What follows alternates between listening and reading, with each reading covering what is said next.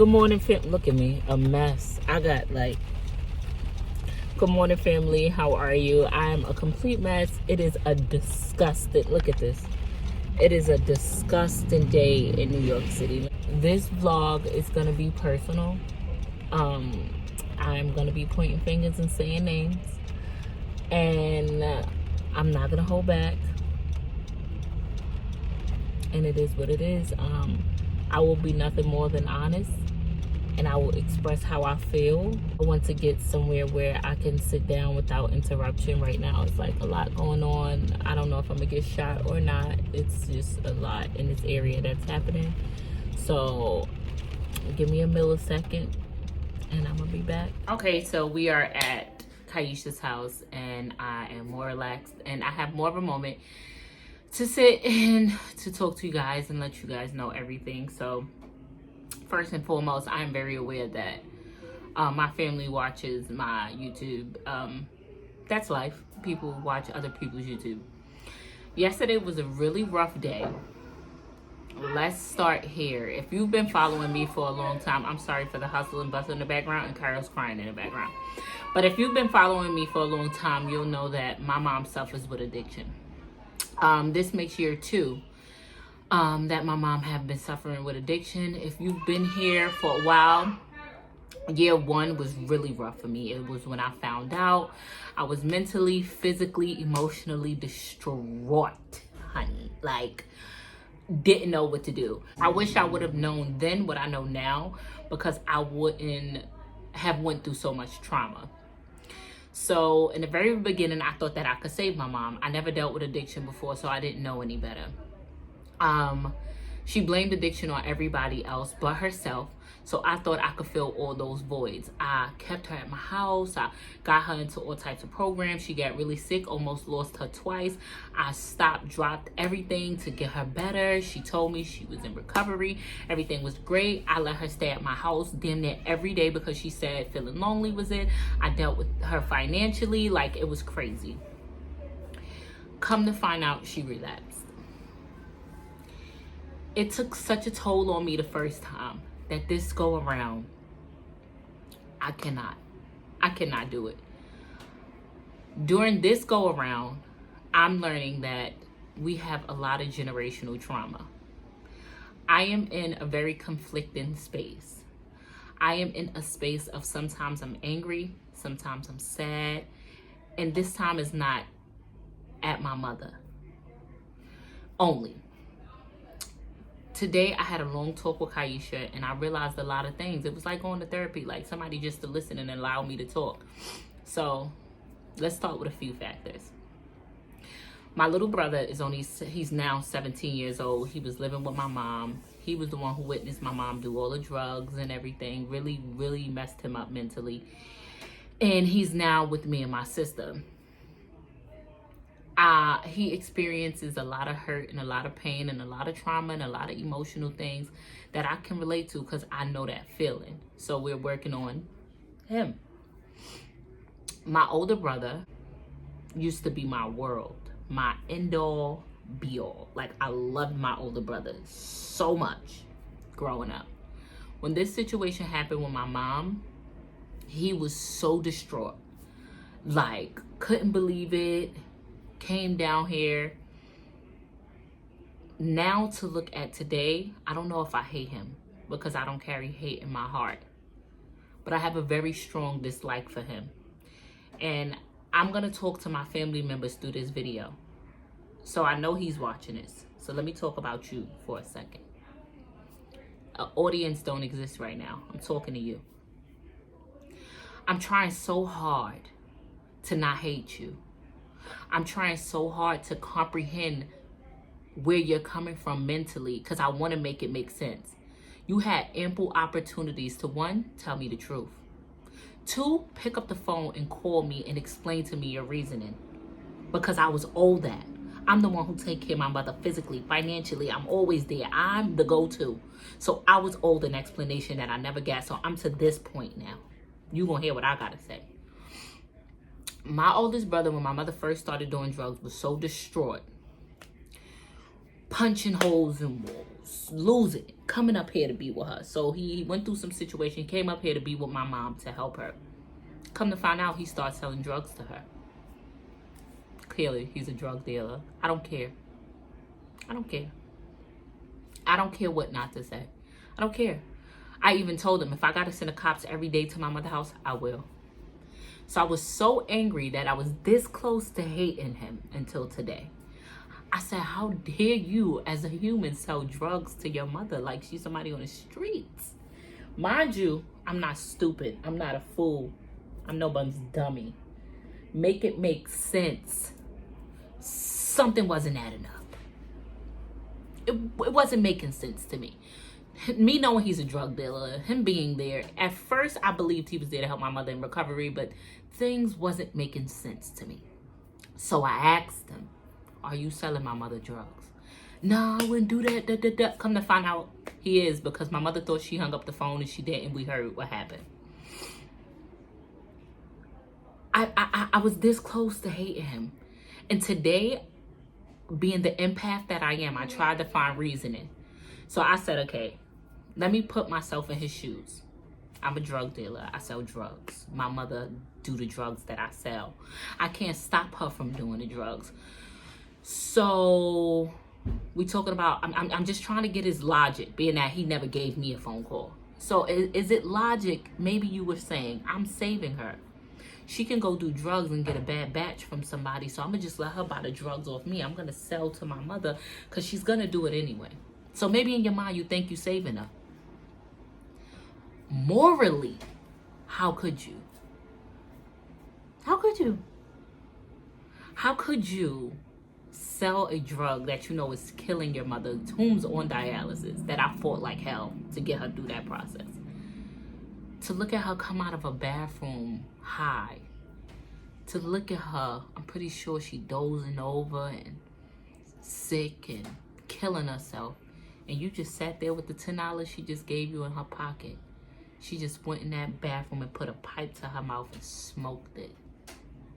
How? How you feel? How does it make you feel? Are you coping? Like, does it make you feel like, damn, she was going to do this anyway. I just saved her from going to get it from somebody else. Like, how are you mentally coping? Because no matter how I try to put this, I try to think maybe you're a disgusting, selfish, nasty person. Because that's what I look at you as. Is that who you are? Or do you feel like you're saving her because you're selling it to her? I don't respect you for it. I could never respect. I'm going to send the police to my mother's house. And then not only that, but you decide to bring a gun in there. A gun that your little brother almost got in trouble for because of you. Because it was yours. Like, it's just so much. And I don't want to hate him. Because this used to be my world. Like, I used to just worship the ground this man walked on. Like, not my older brother. That's my life. So for me to be this close to hatred, I hate when I hear his voice in the background. But because it's like, what did you do? Just get my mother high? You don't know the mental this took me on. Or maybe you do. This is the part I'm trying to understand. Maybe this is the way you cope. Granted, it's just like, this family has so much generational trauma that I never was aware of. And sometimes you're not aware of stuff because you're so busy being a part of it. So today I sat back and I said, me and my sister, I have an older sister. I only have one sister. Me and my sister have a newly found bond. My sister came to my mom, I think when she was about 15 years old. Me and my sister fell out for years. And when I say years, I mean years, maybe 8 or so, where we would walk past each other in the streets and never say a word. But she never did nothing to me. I never did nothing to her. It took me to today to realize why me and my sister never got along. It was because of my mother. She would tell me things like, she's a nasty person, don't like her. She got a nasty attitude, don't trust her. And it was just like, but I don't even really know her. So we went all these years without speaking to each other until something happened and brought us really close together. Now my sister's my end all be all. We live 4 blocks away from each other, if that. One thing about my sister, no matter what we went through, she always been there for my kids. My niece is my world. That's my child. So it's just like, why did we lose this connect? What happened with us? It was my mother. generational trauma. I never understood the hurt my sister felt because I never heard her story. Guess what? What my sister went through is what I'm going through as an adult. She just never got a chance to tell her hurt. And when she did, my mother said she was a liar. So nobody believed her. But now everything she used to say, my mom is doing. So all this time it was my mother. Granted, now you got my little brother, 17, scholar, about to go to college, straight A student, not on the streets. You will never find a kid like this, not in New York City. Little boy is amazing. He's so destroyed mentally because of this lady. And I can only fathom his pain. When I hear my mother call him on the phone and ask him for money and stuff and be nasty to him, I want to run through the phone and wring her neck. Like, it's just like this generational trauma. And my brother is so young, he doesn't understand that you can't save her. I'm 31 years old. It took me to a few months ago, maybe 2 or 3, to realize that I can't save somebody who don't want to save themselves. So where does everybody trauma stem? Right, from my mom. It all stems from her, right? And it's just like, she probably has all this trauma because of her mom and dad. She don't know. She think this is the norm. She had so much trauma, she brought that onto her children, and she didn't even know that's what she did. So now that I have a child, my older brother has children, my sister has a child, my little brother has children, when do we stop the cycle? Are we gonna allow what our mother is doing to us, and we're gonna put that burden on our children? Because I'm not me. If I think too deep about things, I'm gonna be like, I told Kyesha today, guess what? I can't tell my kids about a grandmother or a grandfather. I can't say, this is your grandma, this is your grandpa. I don't even know my dad. My mom, they don't even understand what's wrong with her while grandma's not a part of their life. Imagine how my sister feel. She in the same situation. She can't tell her daughter that neither. Ask my niece how much family she got. She's gonna say my auntie, my cousins. It stops there. When you got people around you talking about your grandmother, their grandfather, and they aunties and their uncles and their generations, they go on to family events. We don't got that. So I say this to tell you all of my siblings who may be looking at this. At the end of the day, we can't control who our mother is, what she's addicted to, what's her preference. What we can do is love on her, do what we need to do for our own mental stability, and break this generational curse. And I can't tell you what to do for your mental, but let me tell you what I do. The difference between Jasmine last year and Jasmine this year. Last year, my mother would call me and say, I'm hungry. Send me money for food. I need to eat. You don't send the money. You don't give a fuck about me. I will fall for it and I will send it. Or she'll make up a lie and say, oh, your brother won't give me shit. He don't give a fuck about me. Can you send it? I will send it. Now, if you hungry, I'll send you Uber Eats. If you hungry, I'll have them deliver food. Oh, I need the money. Can't help you, sis. And it don't hurt my heart because I knew I didn't take the option of eating away from her. Feel me? So find what you need to do to cope, but allowing this human that's already brought us trauma to continue the trauma and let it affect our children, I don't think we should allow that to happen. I can't force y'all, but I don't think we should allow that to happen. We shouldn't. We should not. Even if it's a simple, we don't have to talk. If that's how y'all want it to be. Jasmine, take your nieces and your nephews. Let them know they got cousins.